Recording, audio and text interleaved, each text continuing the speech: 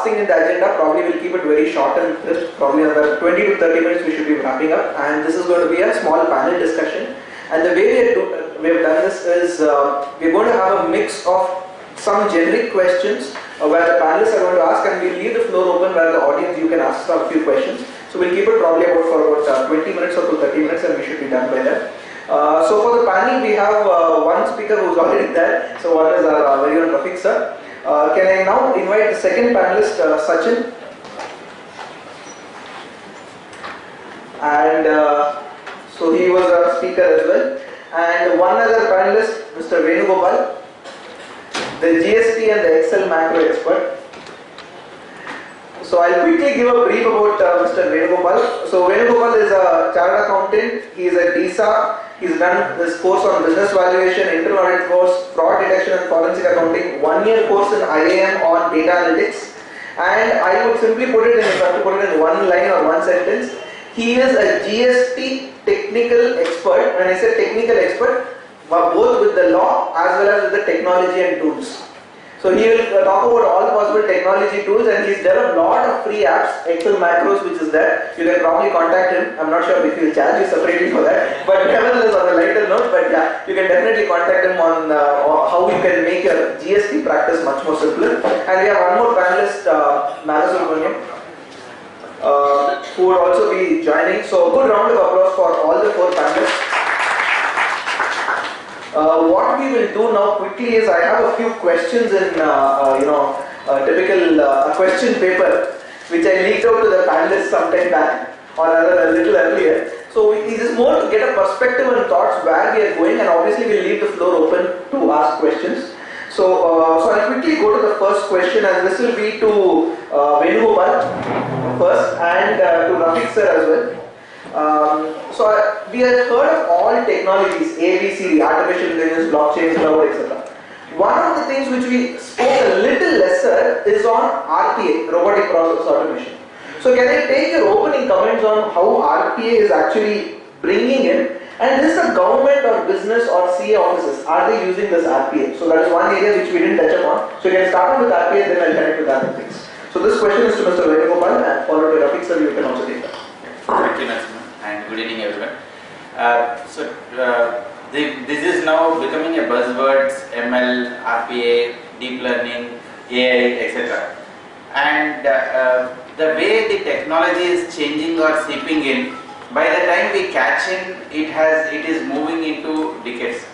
RPA per se, when it started, it was a huge hype that okay, there are tools which are coming and which are doing automations and doing process. But per se now RPA has got integrated into artificial intelligence machines that it became integral to it. Like when Excel was not there, the initial days we had Lotus 1 to 3. It was used for totally. But now today we can't imagine work without doing Excel. Earlier learning pivots and macros was like a great thing, but today things moves automatically. Now if I have to say where it got adopted, most of the organization, if the sales, you log into the website, you automatically get a chatbot. And you say that I am looking for so and so item, it immediately responds. You give the price, service call, or many things are automated. Even in our ICAI we make a call, the integrated system will automatically handle some of the responses.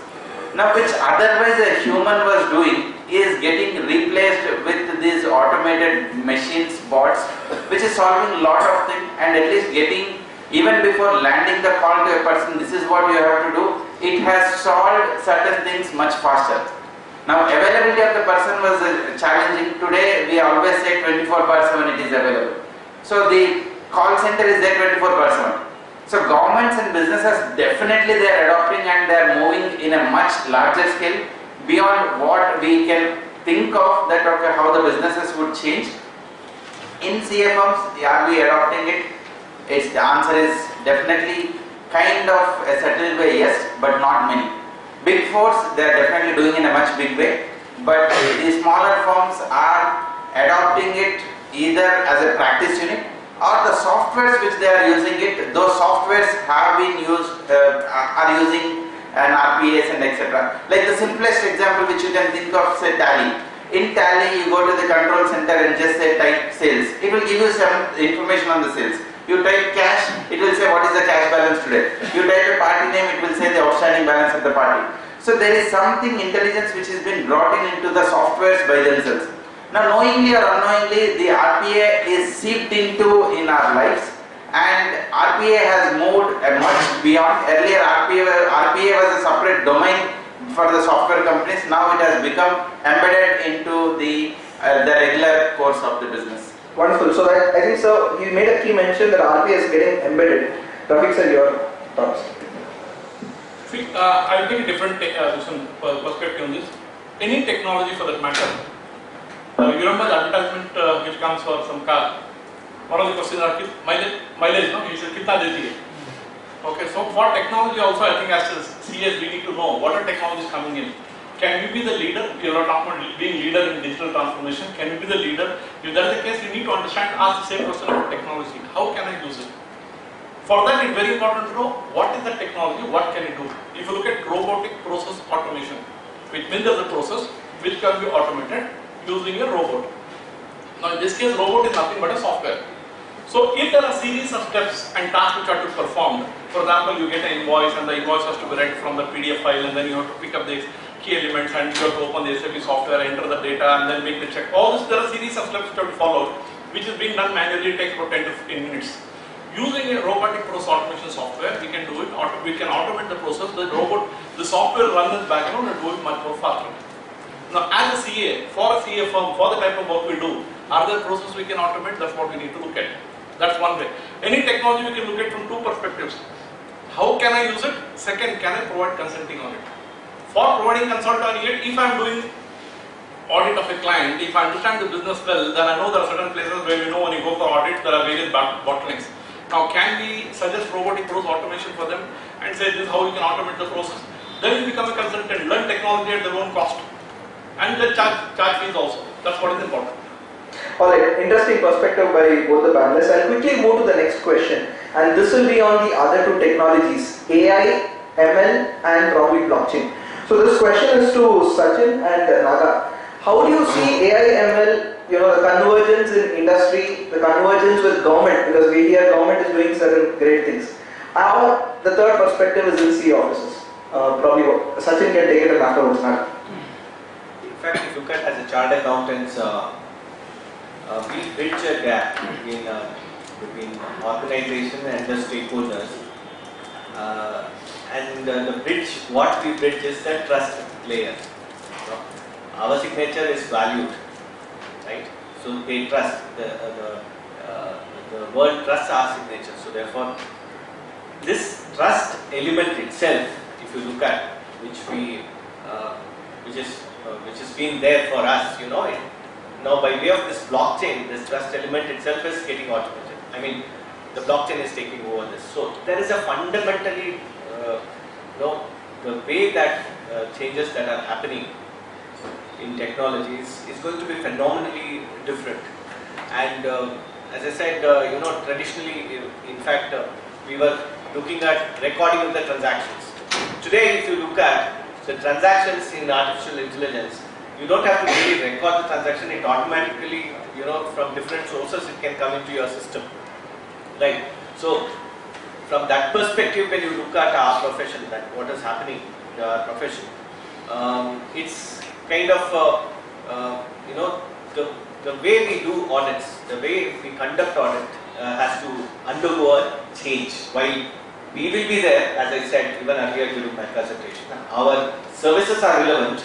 But the thing is, how we do what we have been doing has to change. How we do what we are doing is to change. I think that's a good point which Sachin did make a mention. Naga, if you could just throw some light.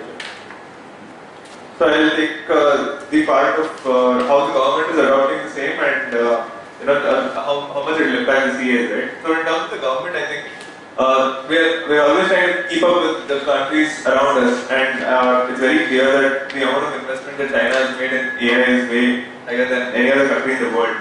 So I think the government is kind of bringing AI mainstream by having that they have a digital strategy by the ICAI, so they have a strategy on AI. So at least you know that they're thinking about something, right? And it's a very nice cue for chartered accounting firms as well, because we need to have that digital strategy like Sachin sir so beautifully covered. So it doesn't start from the bottom, but it starts from the top, where you envision where you want to be and the kind of change you want to bring in, and from there you drive it down. And the same thing is happening at the government level, and I think it's the same thing that the firms need to adopt as well. Interesting. So Also, those of you who have not seen, sorry. Also, there is a very interesting thing that government has come out with. There is a bill. I think cryptocurrency. There is a bill. Government. I just looked at it. Barring cryptocurrency and regulation of digital currency bill. That government has come out with that bill. I think it's good to read because government has suggested that some of the areas like bank regulator, financial regulators, they have to adopt this blockchain technology. Is what the government recommendation is. Well, government says no to cryptocurrency, but there is a huge welcome to blockchain, and they have recommended SEBI for initial public offers to have a blockchain technology. For insurance agency to have a blockchain technology. There has been a recommendation. It's a very good read for anyone who is interested in this. So a very valid point which they brought in. So these are two good reads. One is the AI policy and one more is the blockchain, the bill on the cryptocurrency. So I'll quickly move to Venu. Two questions to you, Venu. One is on Internet of Things. How is that IoT bringing some change? Because now we see somewhere in some corner one bounce bike parked and we don't even know what happens. 2 days later one towing the vehicle is taking it. Now how is IoT bringing a transformation in business? That's my question number one to you. And one more is a very generic question. All these emerging technologies, we talk about artificial intelligence, blockchain. Is this a hype or are we just creating noise or is it actual gain? Anything which is emerging, it would look hype. But if we do not adopt it, then we'll get lost out. Now, IoT is one of the things initially, anything which comes in, there would be critics and who will be adopters. Initially, they will say, might not be applicable to my industry. I am into forging, I run CNC machines, how does IoT works for me?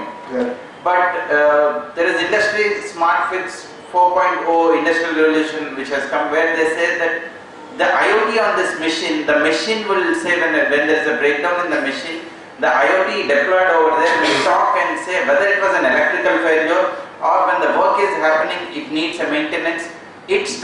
Machine would start communicating and sending information to the user, which otherwise one engineer has to come and figure out. And we look at anything, IoT can seep in, or all these technologies would seep in and add value.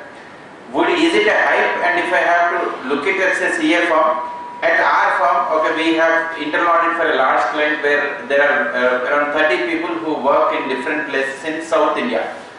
Now, we also have our attendance being tracked on whenever they start the work, they just track attendance on the mobile. While the attendance is being tracked, it also tracks the geographical location.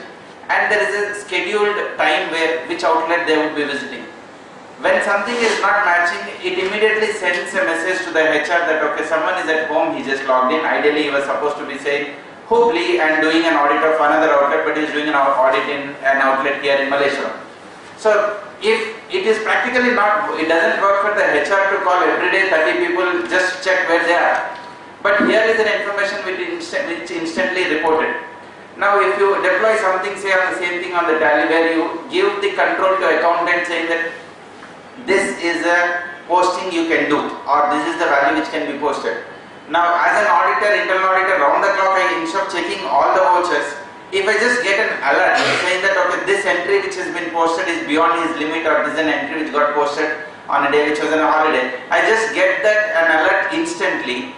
As an auditor, accountant, senior manager, their ability to act would be faster. Now what is our IoT doing? What we want, it is bringing the things over the internet on a real-time basis. I think even IoT is also not a hype. It seeped into most of the industry and it is effectively being used. It has a lot of values. So that's also a moral of the story that what we spoke today is not just something on theory. It is definitely things which are going around us. Its only question is we just have to catch up that wave. I think that's a key message which you made mention. I'll quickly move to this is an open question to any of these panelists.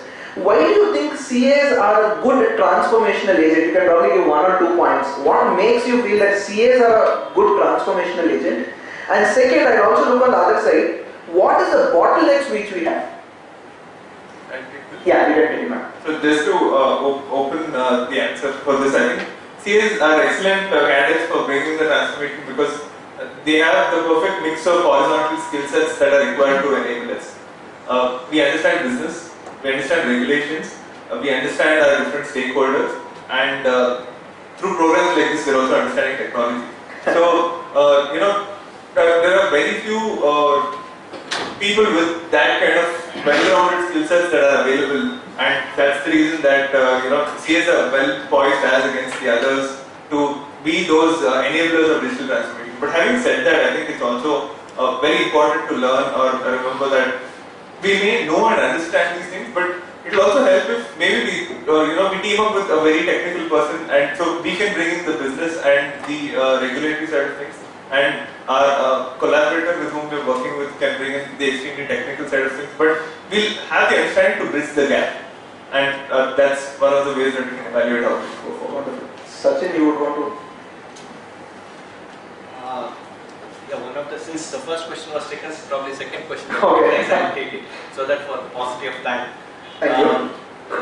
The bottlenecks for us, I think you said that. Yeah.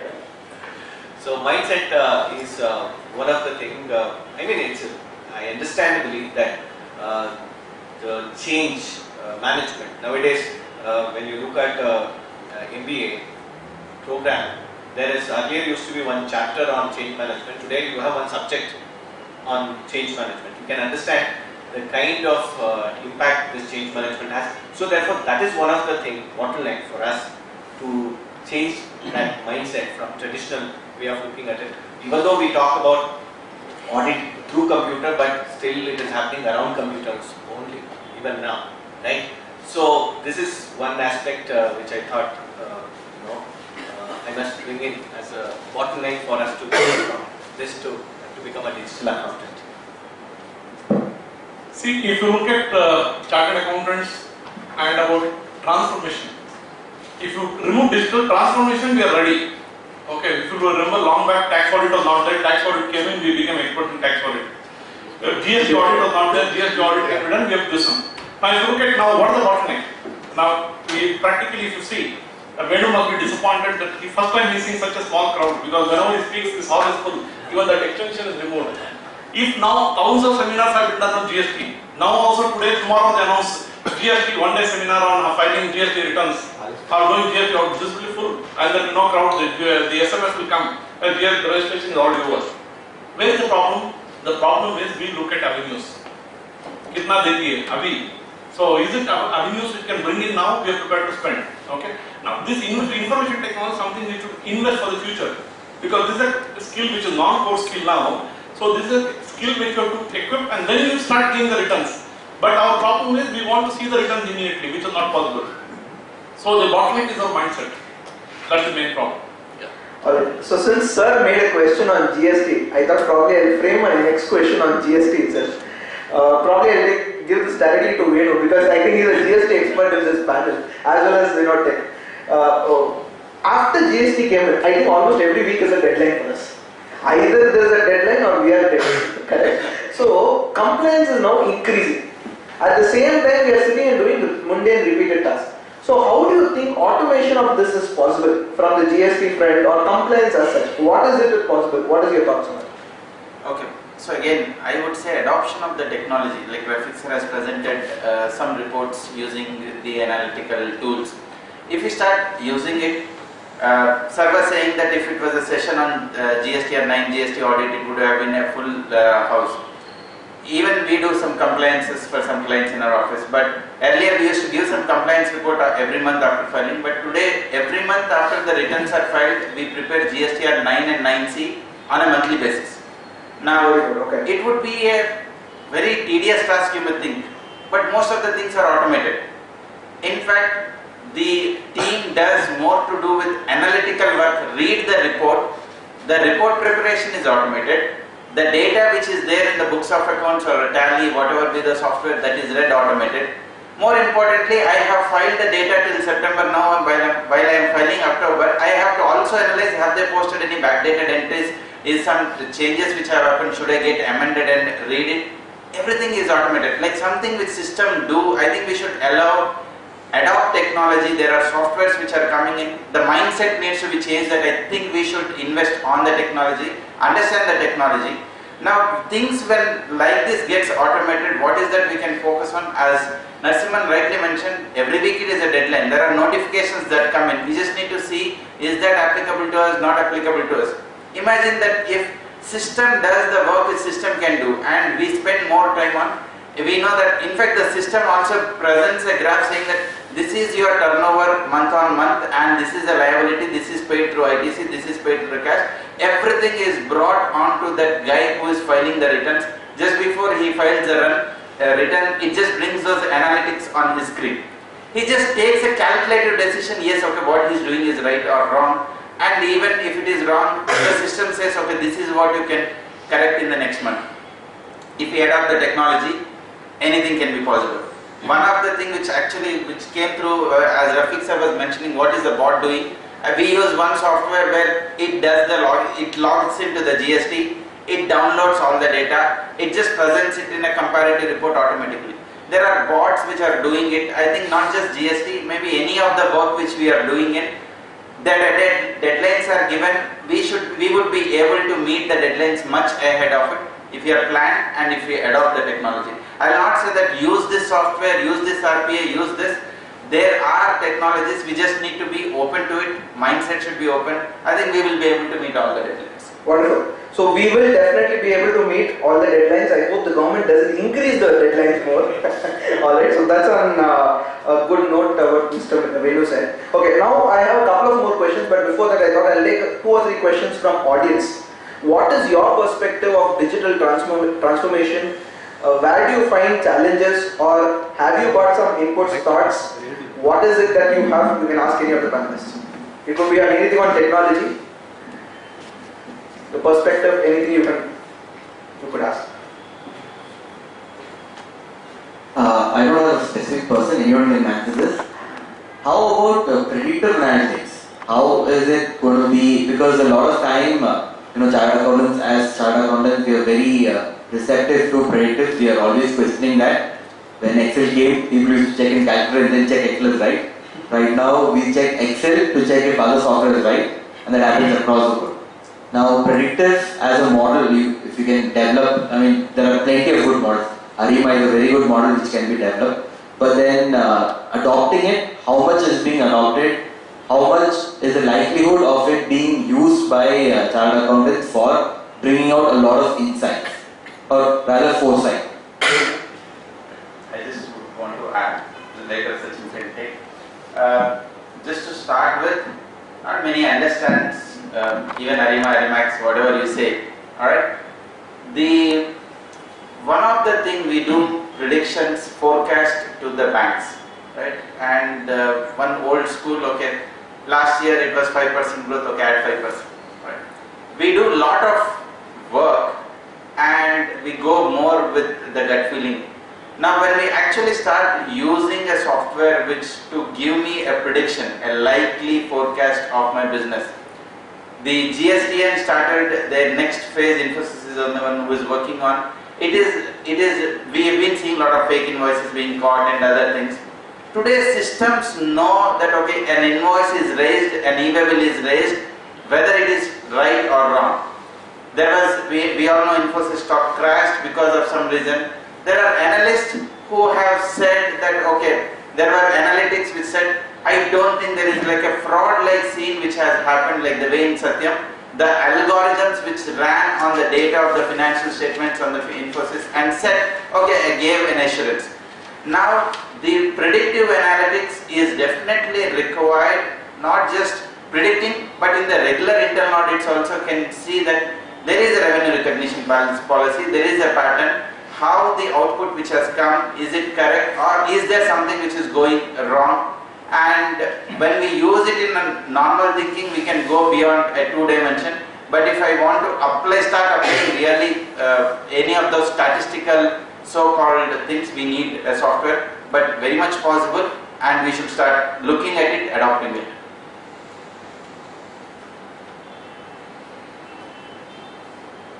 Very nice question that using this predictive technology. In fact, instead of giving a theory on predictive technology, maybe I'll tell you how, as a chartered accountant, we have been using it. As a chartered accountant, it's not very new for any of the chartered accountants, predictive analytics. Basically, when we do for bank finances, as I said, we predict certain things. But then that used to be, 20% growth or 10% expenses increase and all those things. But then now, when we are going for a large projects for the same bank, when we are going for a large projects, then the way that the information that is sought from the banks, because they are also becoming tech savvy, right? So that information and the reports that are being sent, this predictive technology, for example, one of the taxi aggregators, one of the assignment that we had was to identify, likely breakdown of vehicle, because they have to provide for predictive maintenance of that, because they can't afford to have the vehicle sitting in garage. So this is one of the things which, as a chartered accountant, yes, we are capable of doing it. In fact, these towers which you see, telephone towers, where is that you have to, next tower you have to put, comes out of this particular thing, which as a chartered accountant, yes, we are doing it, right?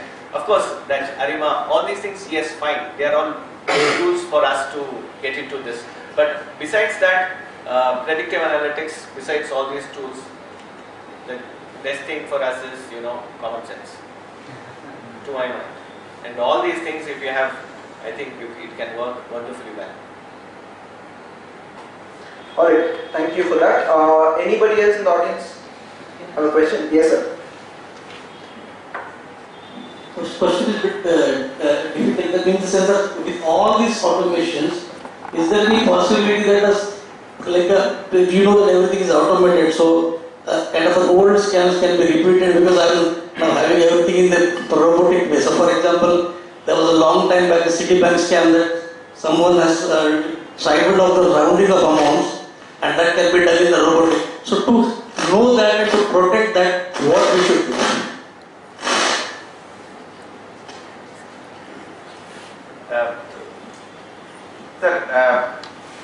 Scams will continue. We should know. Maybe it may happen in a bigger way. And that is where post-lunch Narasimhan actually took the session on cyber security. In fact, CA officers are most vulnerable. Like we walk into the office, there is nothing server. We call one machine as server, and since the data is sitting there. A client comes in, I just ask a password of Wi-Fi, it's given, entire data is there. Now when we use the technology, what is it going to happen? Things are automated. But that doesn't mean that everything is taken care of. Earlier banks used to maintain CC accounts in a big ledgers. Now when CBS came in, does that went off? Nothing. Earlier books of accounts were written manually. When it became electronic, the accountant no. Businesses grew, the challenges grew. The technology, if you are not adopting that, we will not be able to scale up to the bigger business. I think we should read it, adopt it such a way that we are staying current. If not staying ahead, at least we are staying current, serving our clients in a much better way than what it is. That's how I would say.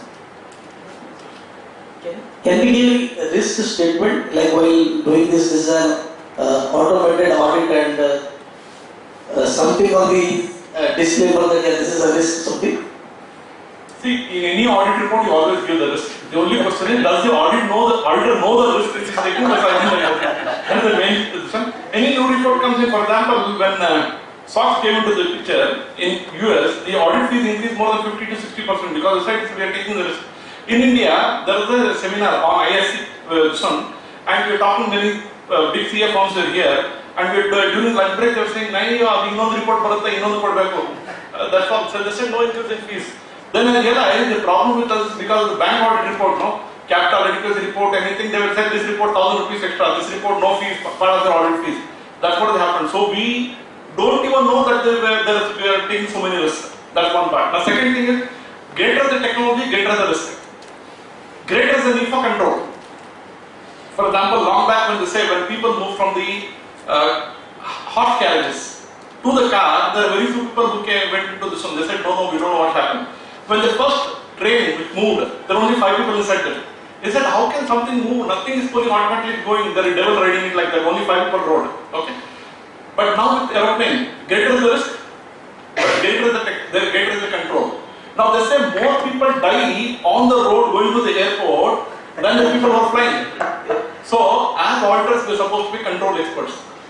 Now we should be able to understand the risks of the business and give a guidance to the clients as to how they can implement the control and progress in a much better way. For that, we should be aware of the risks of the enterprise, of technology on the various aspects, and then give them guidance as to how controls can be implemented. Enterprise will always take risks because they take risks. Now, can we provide consulting and advisory services to them? Now, as long as we have chapas, we put chapa for tax audit or this one, no? Then the value addition will be much less. The client also doesn't like to pay the fees. But when you bring in value addition, you find the clients are definitely ready to pay. On a lighter note, the technology and audit risk is when for audit report the risk is name and date. If we don't write the audit reports, it's Control C, Control V. So last year date, some other name. So that's the first risk which we get. Sometimes after uploading an MCA, they have realized that. Yes, sir. First of all, thank you so much for having this kind of a session. Thank you so much for having this kind of a session, very informative in the morning, so a lot of learnings. I know a lot of materials are already suggested, I want to go through those things, but in the meanwhile, I mean, there might be a kind of a situation where you might have realized, yes, this is where I have to start. First point is probably, my question is, to start to learn and to involve into this process, what is the source or probably the best thing to start with? I know a lot of reading, a lot of videos, it goes on. Probably this is the best method to start. And second thing, where you can start applying as a starter, so that maybe you know over a period you can really realize. I was in service for last 10 years with like Goldman Sachs, JP Morgan. Lot of attempt is made to make it, to use all these tools. The point is there we realize most time technology things we don't, though we are interested, we don't get time to get into. So once, I'm outside now, so to learn and to start with probably some of the insights if you have. This is the best place to start and then start using this is how you can become better at it. Okay. I don't have a right answer, but something out of the practice I can say. The right thing to start is asking that, okay, I want to do something. In fact, me and Sachin did some assignments. Afternoon we were talking. In one of the assignments, there was a large set of team, and it was same to the fleet management related work.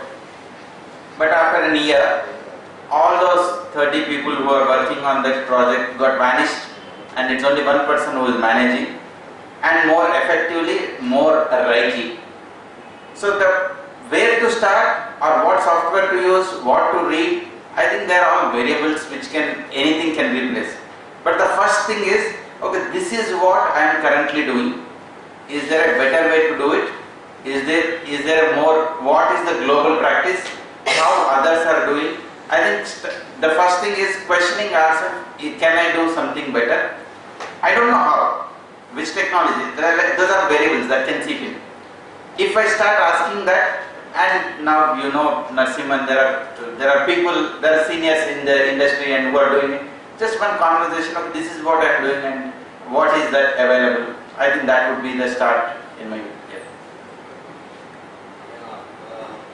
When to start? It is now. You have not started. It was yesterday.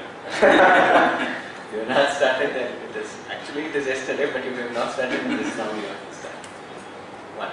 And second, how do you get motivated to do it? You have to ensure the people with whom you interact. If you have to do an assignment, with whom you interact depends how you are going to engage, how you are going to accomplish the assignment. As I said, assignments which we had, I spoke to him. So I could have spoken to another chartered accountant. If they were doing a traditional way, probably they would have suggested a traditional way of doing it.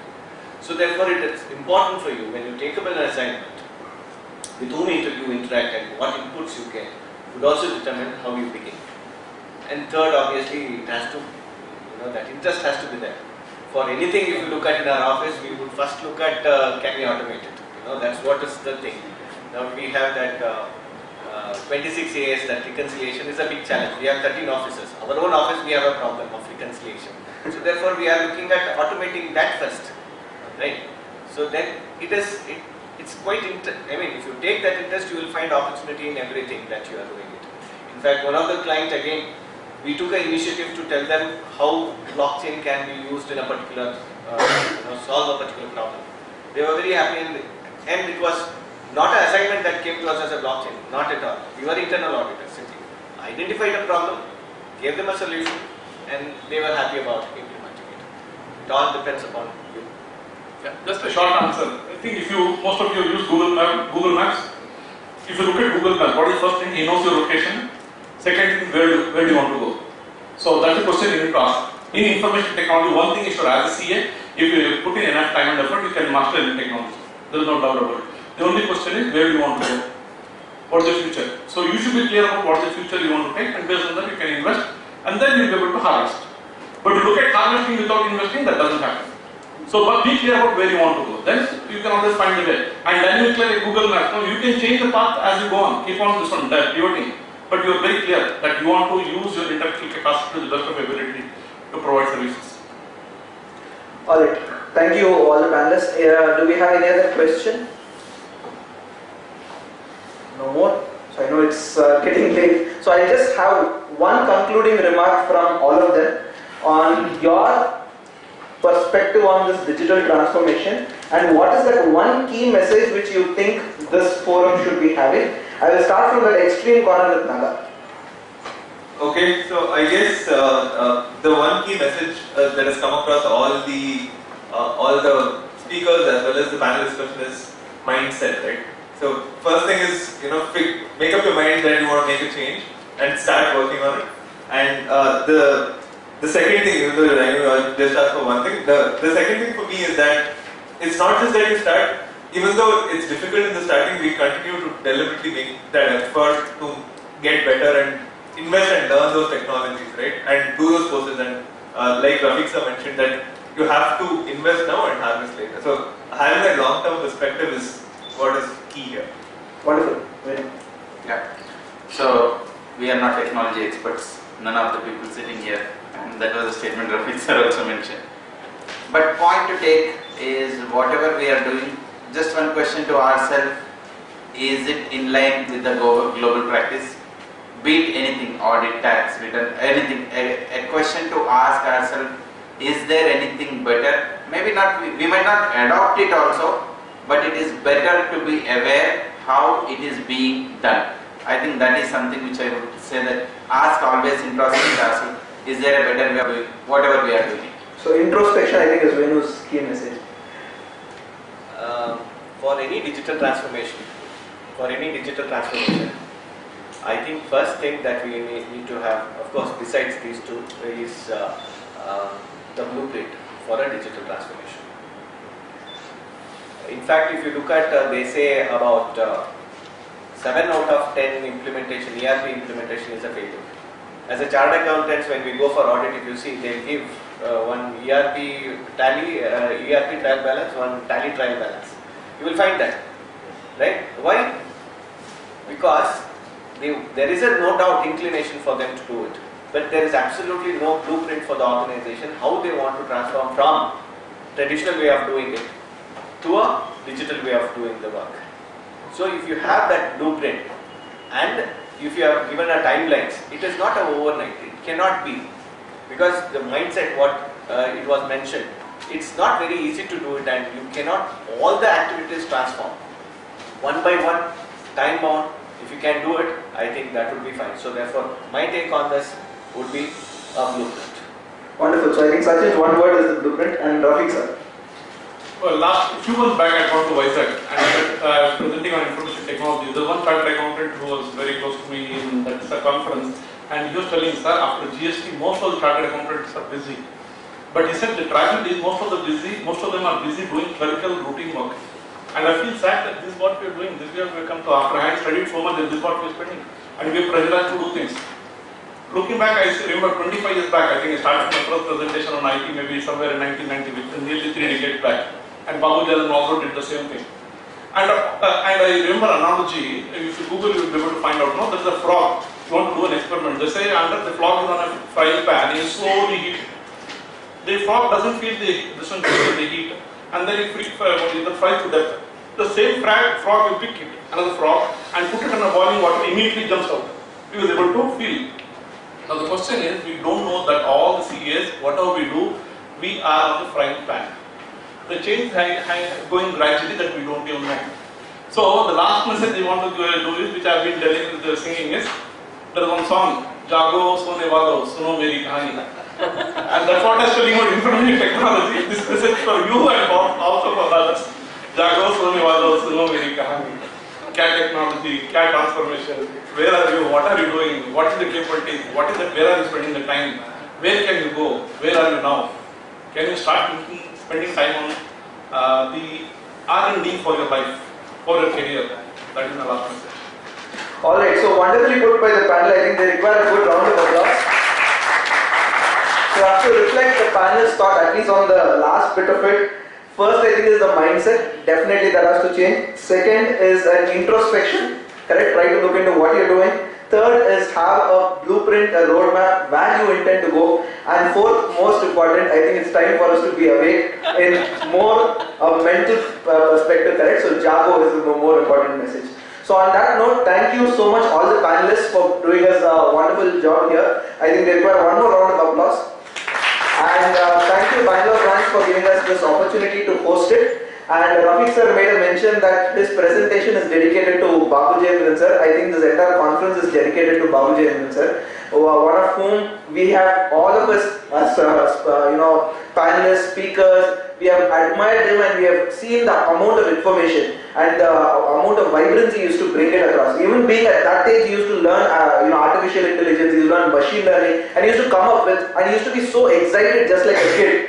Correct? I think so what sir made a mention also, he was awake even at that point in time. Correct? And I think that's a key message for us, his life, what it gave us, and this conference, what we are giving you, that it is time that we either act now or it's going to be never. Thank you so much. Thank you, sir.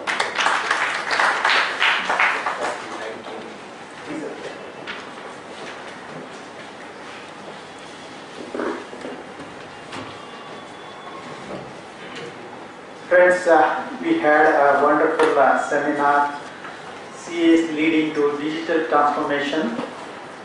Extremely busy professionals spared their valuable time and shared their valuable knowledge with us. Please thank all the panelist speakers with a round of applause. Thank you very much. It is a time to present a memento to the speakers as a token of appreciation and gratitude. First and foremost, the memento to our Rafeq sir. I request Shishya to Guru. Present a memento to his Guru. Please thank Rafeq sir with a round of applause.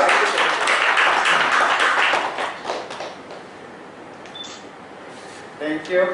Now I request a gift voucher and a flower bouquet to Venugopal. Sorry.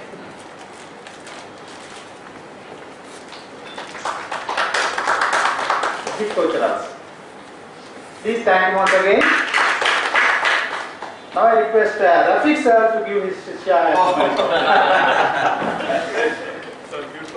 Please thank Narasimhan. Thank you, sir. Friends, last but most important, it is my privilege to propose vote of thanks for this one-day Tantrajnana Sabha. So, first and foremost, our wholehearted thanks to Rafeq sir. He is a very busy professional, taken his valuable time and come here and he spared his valuable knowledge and precious time with us. Please thank once again. Thank you very much. Special thanks to CA Sachin B.P. Please thank you very much. Please thank him once again. Our special thanks to Venugopal. He came here as a panelist. Thank you, Venu. Please thank him. Thanks once again to Naga as a young and enthusiastic, as a panelist, as a technical session speaker. Thank you very much. Last but most important, Thanks to Narasimhan, he structured this one-day seminar and coordinated with all the speakers and made it wonderful. Spared his whole day with us. Thank you, Narasimhan. Friends, last but most important, you people, your eagerness to learn, your eagerness to transform yourself to the digital era is made us to organize this program. Thank you very much. Please keep coming, learn and become an expert. Thank you very much.